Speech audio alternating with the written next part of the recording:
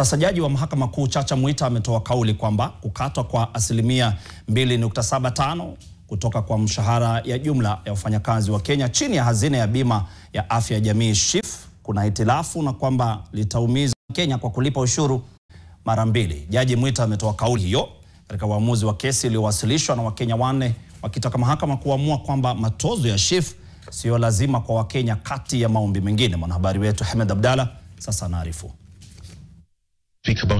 Mnamo Oktoba mwaka 2023, bunge lilitunga sheria ya bima ya afya ya jamii iliyoanzisha mfuko wa bima ya SHIF, ikiwa ni miongoni mwa mifuko mitatu itakayosimamiwa na mamlaka ya afya ya jamii SHA.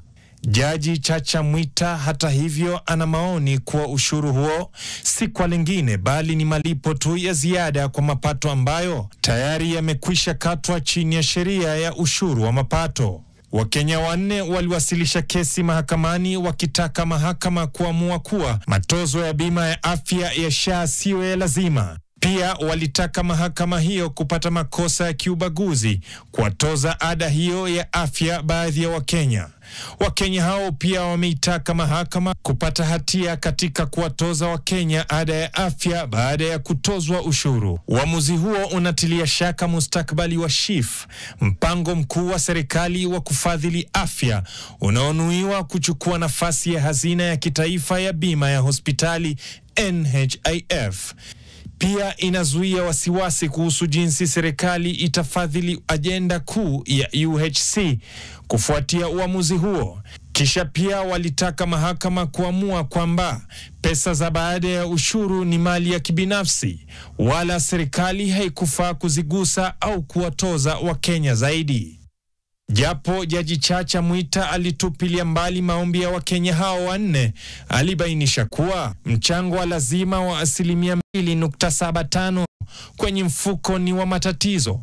Kila raia anatakiwa kulipa kodi ya mapato chini ya sheria ya kodi ya mapato, ikiwa ni asilimia ya mapato ya ujumla ya mtu.